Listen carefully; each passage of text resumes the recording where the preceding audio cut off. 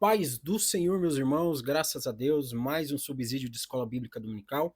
É com muita alegria que nós estamos aqui para dar continuidade a esse estudo que, ó, tá maravilhoso, hein? Eu sou suspeito de falar, eu amo as epístolas paulinas, e domingo após domingo, subsídio após subsídio, a gente tem visto que Paulo ele se supera cada vez mais. No primeiro capítulo, nós tivemos ensinamentos profundos demais. No segundo capítulo também, além de uma determinada polêmica, onde muitos irmãos me procuraram, e eu digo muitos mesmo, muitos querendo tirar suas dúvidas, muitos querendo fazer perguntas a respeito de alguns ministérios que parecem até mesmo contradizer o ensinamento bíblico, e muitos querendo simplesmente entender mais a respeito do tema. E é sempre bom lembrar que nós estamos sim à disposição de vocês para o que der e vier, ok? Aproveitando isso, se você quiser esse material que eu estou projetando aí na sua tela, é só me chamar no WhatsApp que eu vou colocar aí para você agora. Me chama lá, fala teu nome, fala de onde você é, me pede a lição, você pode pedir o material aqui. Você pode também fazer parte do nosso grupo para professores de escola bíblica dominical, tudo isso de forma gratuita, tá? Então, só me chamar lá, ok? Como eu disse, se apresenta, fala de onde você é, e aí a gente conversa. Inclusive, como eu já falei, se você tiver dúvida, quiser amadurecer mais determinados assuntos, a gente está aqui para isso, para ajudar, para conversar. Beleza, gente? Dito isso, última coisa, curta, comente, compartilha e inscreva-se no canal se você ainda não é inscrito. Nos ajude neste projeto, nós precisamos de vocês. Graças a Deus, Deus tem abençoado cada vez mais este canal. Nós estamos aí com inúmeras metas ainda para este ano de 2026. Pela misericórdia do Senhor, algumas nós temos alcançado, outras ainda faltam, porém, Deus tem abençoado cada vez mais e, como eu já disse, contamos com vocês, ok? Dito isso, vamos direto ao ponto, ao assunto de hoje. O nosso objeto de estudo é o capítulo 3 da primeira epístola do apóstolo Paulo ao jovem pastor Timóteo. O tema da lição é a igreja, seus pastores e diáconos. Meus irmãos, uma coisa que eu preciso dizer agora já a título de introdução para vocês é o seguinte, presta bem atenção. O capítulo 3 talvez seja o capítulo mais prático, ok? Talvez seja o capítulo mais prático da epístola, porque é aqui onde Paulo vai dar as suas orientações para a vida prática em comunidade. Ele vai falar a respeito da liderança, como a liderança deve proceder, como ela deve funcionar, e este é um papo para nós crentes em Cristo, tá? A gente não pode deixar esse assunto para depois. É muito importante a gente poder entender tudo isso que Paulo está dizendo aqui, ok? O texto áureo está no capítulo 3, versículo de número 15, que nos diz: para que, se eu tardar, fique cientes de como se deve proceder na casa de Deus, que é a igreja do Deus vivo, coluna e baluarte da verdade. Irmãos, presta bem atenção aqui. Primeiro ponto que o apóstolo entrega para nós. Ele está dando o motivo pelo qual ele está orientando Timóteo dessa forma. Lembrando que Paulo deixou Timóteo responsável pela igreja de Éfeso e ele vai escrever esta epístola para orientar o jovem pastor a que ele possa organizar a igreja na ausência do apóstolo Paulo e mantê-la viva, radiante, pronta, adornada para o nosso Senhor Jesus Cristo. E aí Paulo está dizendo, olha, eu estou te orientando assim, estou escrevendo essas coisas, por mais que eu espero te ver depressa, tá lá no versículo 14, tá?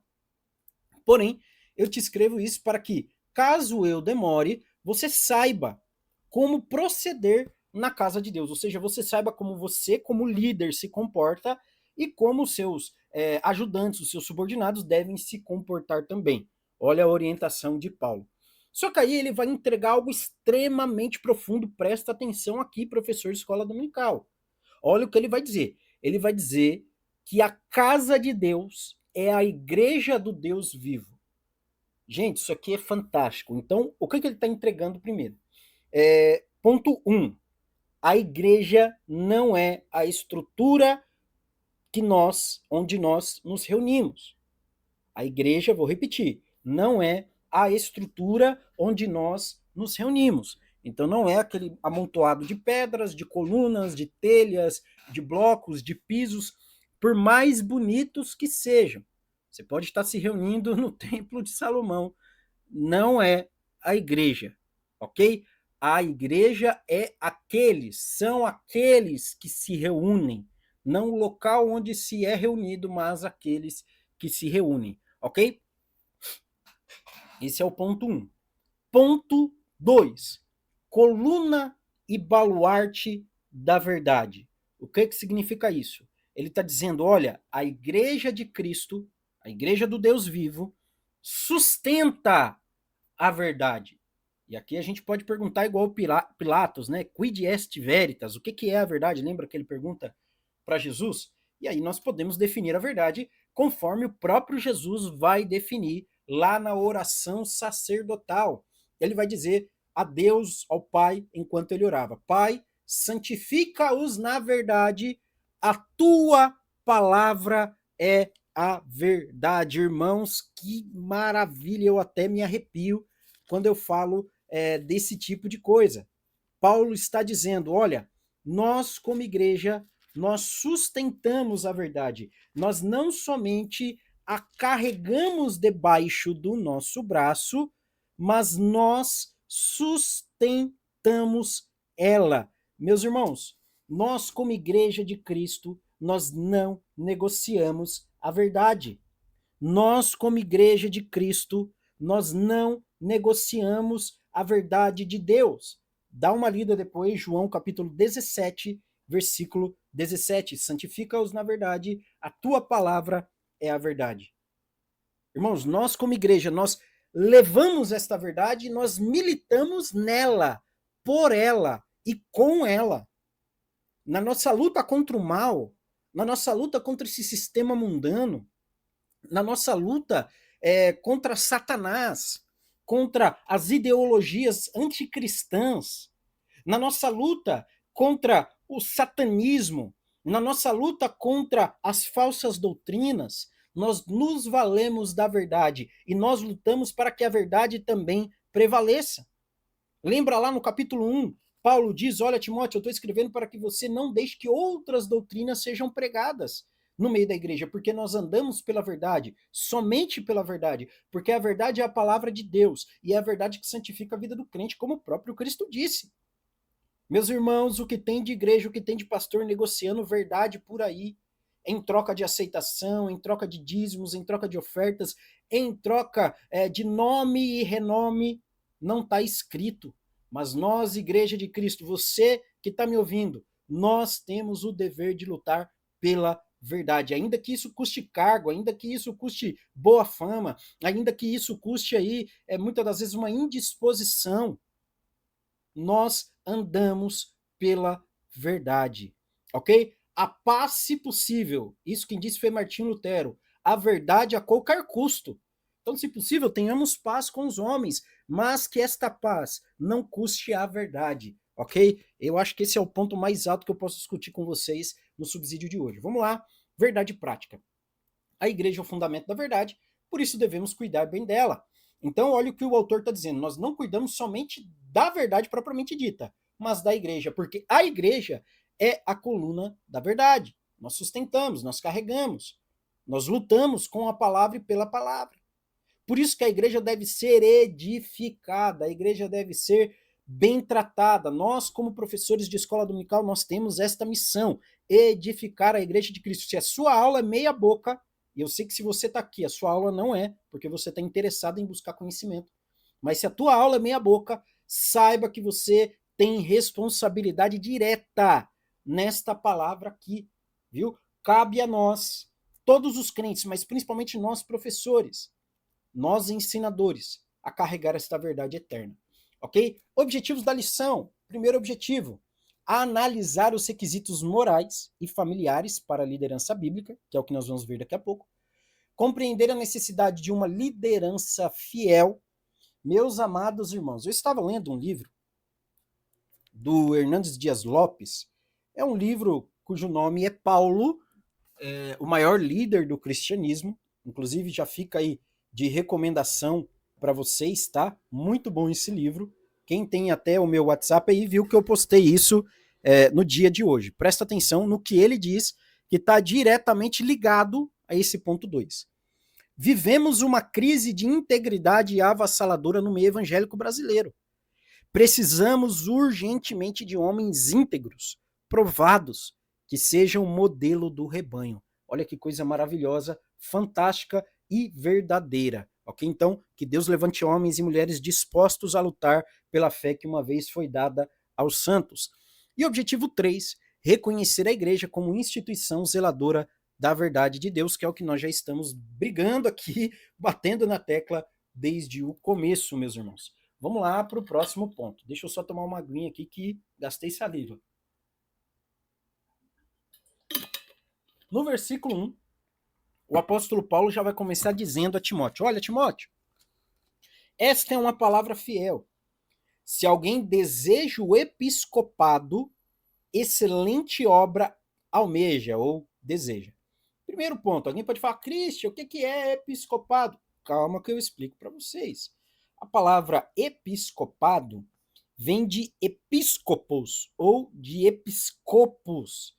O que significa isso? Tem a ver com a palavra bispo, bispado, ok? Em outras palavras, a gente pode dizer aquele que deseja ser bispo, aquele que deseja a posição de liderança, aquele que quer ser obreiro na casa do Senhor, deseja uma excelente obra. Então, o que Paulo está fazendo? Você, professor, precisa fazer isso também. É um incentivo a nós, como Igreja de Cristo, fazer com que os crentes tenham o desejo de trabalhar na seara, na obra do Senhor. Esses dias eu estava conversando com um amigo, guarda bem isso que eu vou falar agora, tá? E ele falou que ele leu numa Bíblia de estudo, olha, eu nem lembro que Bíblia de estudo é que ele falou. Ele falou que viu uma espécie de hierarquia, sabe? Eu achei muito interessante, ele disse: em primeiro lugar na vida do homem vem Deus, depois a família, depois do trabalho, depois a igreja. Eu falei: maravilha, é isso mesmo, concordo com você. Você tem uma hierarquia de 4 degraus, correto? Porém, a gente tem que tomar cuidado com o quê? Você colocou a igreja em 4º lugar. Eu não discordo. A nossa família é a primeira obra. Porém, não é porque a igreja, nessa hierarquia de 4 degraus, está em último lugar, que ela não é importante. Pelo contrário, é extremamente importante. Nós temos que honrar a Deus em primeiro lugar, devotar toda a nossa vida e energia a Ele. Nós temos que devotar nossa vida e energia à nossa família. Nós temos que trabalhar, porque sem trabalho nós não honramos a Deus nem a nossa família. E também cuidar da igreja, trabalhar na igreja. É assoviar e chupar cana, meu camarada. Ou seja, temos que nos desdobrar, contribuir com a obra, com o nosso serviço, com o nosso trabalho, até com nossos recursos, ok? Esse é o nosso trabalho como homem e seu trabalho como mulher de Deus também, ok? E aí, Paulo incentivando no versículo 1, ele já vai dar as qualificações. Eu sei que dar aula de escola dominical é um desafio. É difícil manter a classe atenta, é difícil chamar a atenção dos irmãos. Eu sei da dificuldade que é preparar a aula, estudar, gastar horas. Pensando nisso, eu quero convidar você a fazer parte do nosso plano por assinatura para professores de escola bíblica dominical. Meus caros, prestem atenção. Juntamente comigo, nós vamos aprender técnicas para dar aula de EBD. Seja para os jovens, para os adultos, para os homens, para as mulheres. Além disso, neste plano de assinatura, você vai ter slides prontos para a utilização, você vai ter subsídios exclusivos, você vai ter um fórum para discussão, você vai poder conversar comigo, tirar suas dúvidas 24 horas por dia. Além disso tudo, semanalmente nós vamos ter uma aula online e ao vivo que vai ficar gravada para aqueles que forem assinantes, tá? E ali nós vamos ter uma exposição da passagem bíblica, versículo por versículo, e também da lição em questão. Gente, é tudo para você ter uma aula de escola bíblica dominical fluida, para você arrebentar e ter oportunidade de novo, hein? Eu sei, você professor de escola dominical, é o seu prazer ensinar, e eu quero te ajudar a isso. Christian, quanto custa tudo isso? Eu vou falar para vocês e vai ser agora. Nós temos o plano mensal e nós temos o plano anual. Mensalmente você vai pagar o incrível valor de R$ 6,90 para ter acesso a todos esses subsídios, já todos prontos para você poder utilizar, estudar, até mapa mental vai ter. Se você não quiser o plano mensal, você tem o plano anual, no valor de R$ 78,50. Você vai pagar uma vez só e vai usar o ano inteiro tranquilamente. Então, esse convite é para você. Não perca essa oportunidade, hein? Não perca essa oportunidade. É para você aprender mais, conseguir melhorar suas aulas, porque eu sei, você é homem, você é mulher de Deus, quer investir no seu chamado, então vem comigo que eu vou te ajudar. A partir do versículo 2, para que os crentes possam ser episcopos ou bispos, ok? Convém, pois, que o bispo seja irrepreensível. Simples. O que é ser irrepreensível? Alguém cujo qual não dê motivos para ser repreendido. Entendeu? Alguém que não fica deixando ponta solta. É uma pessoa séria, que não tem preguiça de fazer as coisas, ok? Marido de uma só mulher. Ou seja, não é um bígamo ou polígamo. Não é um adúltero, um fornicador, um sodomita, não. É um homem que tem uma esposa, ok? Se ele quer fazer parte do corpo de líderes da igreja, dos bispos da igreja, ele tem que ser marido de uma mulher.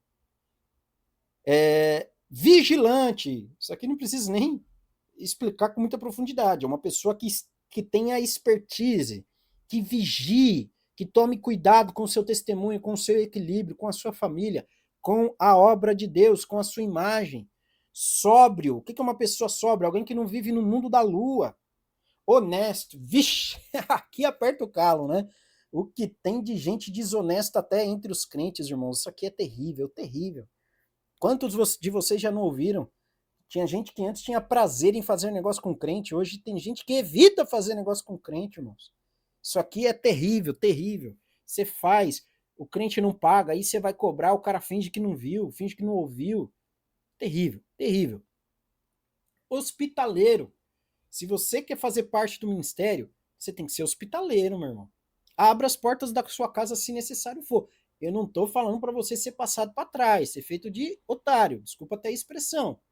Tinha um irmão aqui na minha cidade que vivia pingando de casa em casa, na casa dos crentes, dizia que vivia da obra, aí passava uns dias na casa de um crente, devorava a geladeira, na casa de outro crente, não trabalhava. Isso daí, pelo amor de Deus, gente. Hospitalidade tem a ver com necessidade, ok? Vem um missionário lá de outro lugar, o cara não tem onde ficar, vamos hospedá-los em nossa casa. Inclusive, o ideal é você não hospedar missionário sozinho não, viu? A gente aqui é adulto, a gente sabe o que isso pode virar. O homem, a mulher que vem sozinho lá, muitas das vezes isso daí não dá muito certo, não. Ou um irmão, aconteceu alguma coisa, um desastre natural, a casa dele desabou, vamos dividir entre a comunidade aqui, ele passa um tempinho na casa de cada um até conseguimos arrumar a casa dele. Hospitalidade.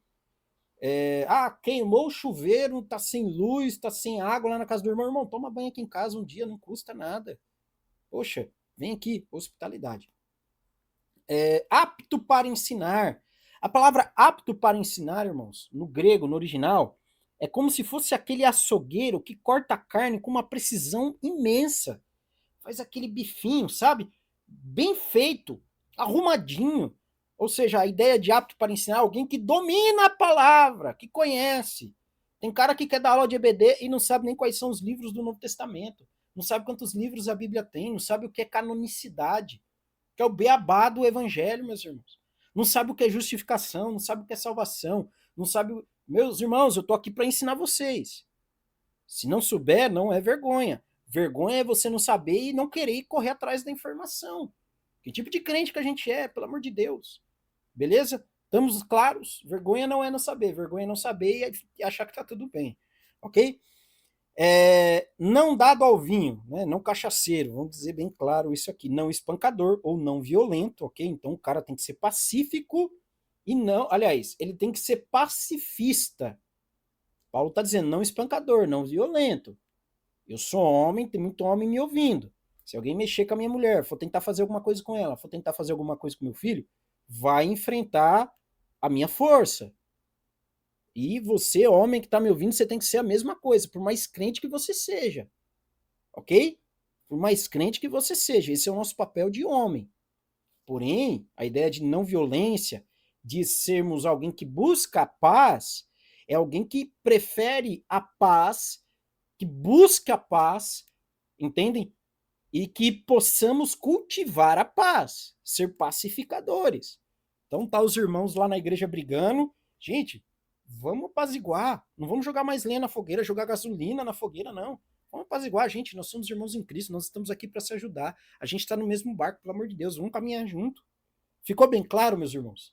Nosso papel como homem é proteger a nossa família. Mesmo que isso eu vou ser bem extremo aqui agora. Mesmo que isso custe a vida de terceiros. Ok? Nós somos homens, essa é a nossa missão. Vamos lá. Não cobiçoso de torpe e ganância, é importante a gente explicar isso também. Irmãos, nós temos que ter uma certa cobiça. Poxa, eu estou no meu serviço, eu tenho que almejar, cobiçar uma promoção, um salário melhor, não é isso? Eu sou pastor de uma igreja, eu tenho que almejar, cobiçar mais gente na igreja, mais gente apta para ensinar, para dar aula, para trabalhar na igreja, entende? Mas é o que ele fala, não cobiçoso de torpe ganância. Ele não está falando só cobiçoso, ele está falando cobiçoso de torpe ganância. O que significa isso? É aquele cara que fala, não, eu tenho que tomar o lugar do pastor, ele tem que cair, vou falar mal dele, sabe? Não, não é disso que nós somos feitos. O crente sobe, o crente ascende as posições mais altas socialmente falando, eclesiasticamente falando, mas com honestidade, ok? Mas moderado. O que é moderado? A gente não é extremista, a não ser na defesa da verdade. Nós somos extremistas na defesa da verdade, viu? Não contencioso, não avarento. Essa ideia de contencioso e avarento, elas caminham juntas, tá? Vamos caminhar aqui pela ideia da avareza. O avarezo, o avarento, ele é o cara que, ou a mulher, que coloca o dinheiro acima de todas as coisas. É a pessoa que não consegue visualizar outra coisa que não seja dinheiro. Então tudo é por dinheiro, não gasta, não dá um presente para os outros, ok? Uma coisa é você não ter condições, você tá com o cinto apertado, ok? Outra coisa é você realmente ter o dinheiro e não fazer, ok? Vamos lá. Tem coisa que eu não coloquei no slide, mas está aqui na minha Bíblia. Que governe bem a sua própria casa, tendo seus filhos em sujeição com toda modéstia. Irmão, isso aqui é um ponto importante e que você pode ter certeza que você vai ouvir pouco obreiro falar sobre isso na hora do ensino. Temos que governar bem a nossa própria casa. Eu, homem, você, homem que me ouve, dado o último capítulo que nós estudamos, a posição de liderança é nossa. A mulher não é menos importante, lembra disso. A mulher toma decisões junto conosco, mas diante de Deus, diante da Bíblia, a liderança cabe ao homem. A mulher é administradora, o homem é líder, ok? Nós temos que ser líderes. Nós temos que liderar. Nós temos que liderar com moderação, nós temos que liderar com firmeza. Firmeza não tem a ver com tirania, tá? São duas coisas diferentes. Nós temos que liderar com firmeza, assumir os riscos e as responsabilidades. Se meu filho vacilou, eu tenho que corrigir ele. Se ele acertou, eu tenho que premiar ele, mas se ele vacilou, eu tenho que corrigi-lo. Eu tenho que corrigi-lo para mostrar para ele que a vida não é brincadeira. Ok? É isso que significa governar bem a própria casa. Senão daqui a pouco meu filho vai bater na minha cara, vai me chamar de coroa, até coisa pior, irmãos. Até coisa pior. Tem pai que o filho bate na mãe e não faz nada. Não, negativo. Nossa casa, nossas regras. Ok? Não neófito. Tá lá no versículo 6. O que é não neófito? Alguém que acabou de se converter. Na verdade, a palavra neófito aqui ela tem um duplo significado, tá? Ou uma pessoa muito nova, ou uma pessoa que acabou de se converter, ok?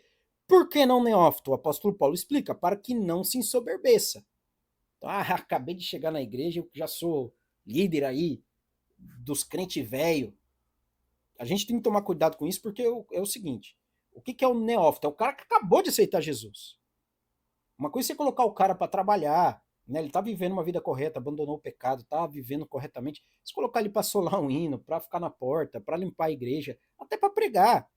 Tudo bem, mas posição de liderança não. Posição de liderança tem que ser uma pessoa experimentada, ok? Vamos para a próxima sessão.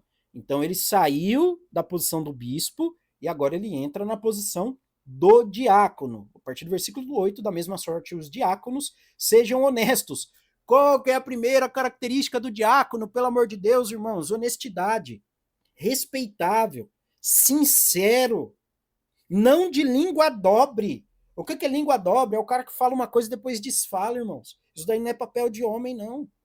Homem falou, tá falado, meus amigos. A não ser que aconteça alguma coisa, algum percurso aí, alguma coisa no meio do percurso, e ele tenha que mudar a palavra dele. Fora isso, falou, tá falado. Não dado a vinho, não cobiçoso de torpe ganância, já explicamos isso. Guardando o ministério da fé em uma pura consciência, ou seja, uma pessoa que faz as coisas corretamente, mesmo quando ninguém está olhando. E que também sejam estes, está lá no versículo 10, primeiro provados e depois, se aprovados, que sirvam. As igrejas não fazem mais isso, eles não provam mais os seus obreiros. O obreiro tem que ser provado, tem que ser perguntado, tem que conversar com a esposa, com os filhos, com os familiares, até com os vizinhos, se for o caso. É por isso que tem um monte de igreja meia boca aí, com diácono que não faz nada que preste, que dá mau testemunho e que esvazia a igreja. Eu fico bravo mesmo, irmãos. Me desculpa, mas isso daí, nossa, me deixa doido, irmãos. É a igreja de Cristo, é a nossa fé. A gente tem que zelar por isso, irmãos. Misericórdia, misericórdia. Se tem gente aí que não leva a sério, eu levo. Pelo amor de Deus. Vamos lá, vamos continuar aqui. A igreja como casa de Deus, versículos 14 e 15, nós já falamos sobre isso lá no texto áureo. O mistério da piedade, a partir do versículo 16. E sem dúvida alguma, grande é o mistério da piedade.